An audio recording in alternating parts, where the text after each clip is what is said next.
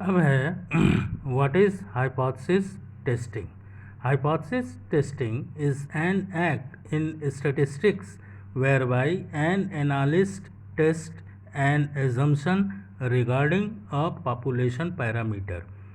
मतलब इसका ये है कि जैसे अभी हमने एग्जांपल दिया कि एक बैट्समैन जो है बॉलर के लगातार 5 बॉल पे छक्के मार रहा है, हर एक बॉल पे छक्के मार रहा है, तो छठवें बॉल पे हम कह सकते हैं कि इस बॉल पे भी 6 ये मारेगा। लेकिन अब जो एनालिस्ट है वो हमारे दिए हुए सैंपल और डेटा के साथ टेस्टिंग करता है कि जो पॉपुलेशन पैरामीटर के अकॉर्डिंग हमारी बात सही है कि गलत है। हमने ये कहा है कि वो छठी बॉल पे भी 6 मारेगा, ठीक है। The methodology employed by the analyst depends on the nature of the data used and the reason for the analysis. जो मेथडोलॉजी ये एम्प्लॉय करेगा एनालिस्ट, वो किस बेसिस पे? एक सैंपल पे। सैंपल क्या है कि वो 6 बॉल पे 6 छक्के मारेगा, क्योंकि लगातार 5 बॉल पे छक्के मार चुका है। और डेटा क्या है? ये हर एक बॉल पे छक्के लगाने का, ठीक है। तो ये मेथडोलॉजी जो अपनी ये मेथडोलॉजी से जो देखेगा कि क्या जो हमारी बात है वो सही हो सकती है कि गलत हो सकती है, ठीक है। Hypothesis testing is used to infer the result of a hypothesis perform. Okay. अब testing of hypothesis on the basis of sample information. जो हमने इंफॉर्मेशन दिया है कि छठवीं बॉल पे भी 6 मारेगा, we make certain decisions about the population. Population क्या है? वो सैंपल कि बॉलर है और बैट्समैन है, और बैट्समैन छठी बॉल पे 6 लगाएगा। In taking such decisions we make certain assumption. तो सर्टेन एजम्पशंस वही लास्ट वाली बॉल पे 6 लगेगा।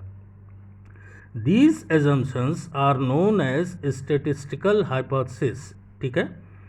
The hypotheses are these hypotheses are tested. Assuming the hypothesis correct, we calculate the probability of getting the observed sample. Observed sample क्या है कि लगातार 5 ball पे बैट्समैन ने 5 6 मारे हैं, ठीक है। If this probability is less than a certain assigned value. हमने कहा कि अगर जो एनालिस्ट है, एनालिस्ट का उसने ये देखा कि मैंने जो कहा है कि छठी बॉल पे भी 6 लगेगा, तो वो एक अपनी यूनिट बना लेता है या एक फिक्स वैल्यू कर देता है कि जो भी डेटा के साथ वो मेथडोलॉजी अप्लाई करते हुए उसकी वैल्यू निकालेगा। अगर उसकी वैल्यू जो मेरी कही हुई बात है उसकी वैल्यू सर्टेन असाइंड वैल्यू से कम आती है, the hypothesis is to be rejected. तो अगर कम आती है तो जो हमारा एजम्पशन है वो गलत हो जाएगा, ठीक है। अब hypothesis testing in statistics is a way to test the result of a survey और experiment to see if we have meaningful results, ठीक है। तो जो स्टैटिस्टिक्स में जो एक्सपेरिमेंट्स होते हैं, सर्वे होते हैं, उनका मीनिंगफुल रिजल्ट आता है। As we basically testing whether our results are valid by figuring out the odds whether our results have happened by chance, in case our result may have happened by chance, ठीक है। तो इसकी कोई guarantee नहीं होती कि जो मैंने कहा है वो सही ही होगा। एक सर्टेन वैल्यू अगर हमने फिक्स कर दिया कि मेरी कही हुई बात को इस डेटा के साथ और इस मेथड के साथ जब हम कैलकुलेट करें तो जो कैलकुलेशन आए तो वो फिक्स वैल्यू के अराउंड रहे। अराउंड का मतलब या तो वही रहे या उससे ज़्यादा रहे। अगर फिक्स वैल्यू से मेरी वैल्यू कम निकली तो वो हाइपोथेसिस, वो एजम्पशंस रिजेक्ट कर दिया जाएगा। The experiment would not be repeatable and so has little or no use. ठीक है। Null hypothesis, null hypothesis is the hypothesis of no difference. मतलब जैसे हमने कहा कि जो बैट्समैन है लगातार 5 बॉल पे 6 मार रहा है, तो छठी बॉल पे भी मारेगा, तो अगला ये एज्यूम कर लेगा कि मेरी कही हुई बात सही है। इसी को हम नल हाइपोथेसिस कहते हैं। Thus we shall presume that there is no significant difference between observed and expected values. ठीक, इसका मतलब ये हुआ कि अगर नल हाइपोथेसिस का मतलब कि जो कोई भी स्टेटमेंट दे रहा है उसका स्टेटमेंट सही है, तो उसका मतलब ये होता है कि ऑब्जर्व्ड वैल्यू और एक्सपेक्टेड वैल्यू में कोई डिफरेंस नहीं है। Then we shall test whether the hypothesis is satisfied by the data or not. उसके बाद हम टेस्ट करते हैं कि जो हमने डेटा उसको अवेलेबल कराए हैं उस डेटा के अकॉर्डिंग हमारी बात सही है कि गलत है। If the hypothesis is not approved the difference is considered to be significant. ठीक है, फिर से मैं बता रहा हूँ, ध्यान दीजिएगा। If the hypothesis is not approved the difference is considered to be significant. If hypothesis is approved then the difference would be described as due to sampling fluctuations. Null hypothesis is denoted by H naught. Alternative hypothesis, null hypothesis का उल्टा होता है।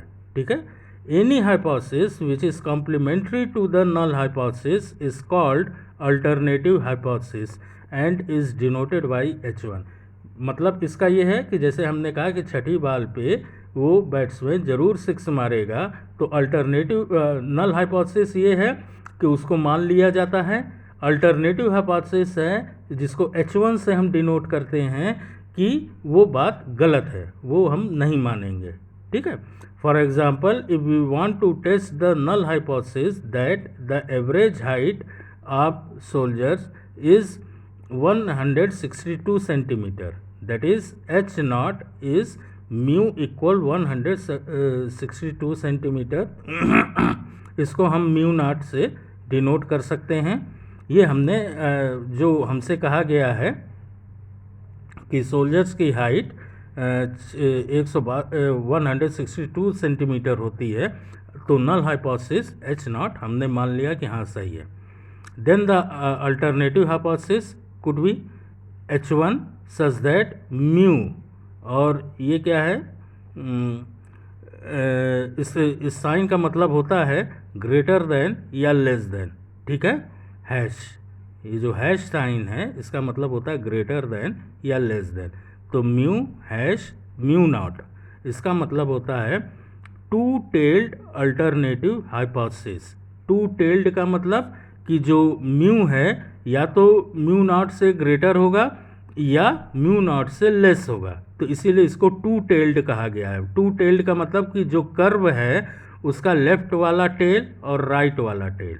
ठीक है, दूसरा assumption है कि mu greater than mu naught, तो इसको कहा जाता है राइट टेल्ड, क्योंकि राइट की तरफ इसका ग्राफ ज़्यादा तेज़ी से भाग रहा है। ठीक है, तो राइट टेल्ड अल्टरनेटिव हाइपोथेसिस।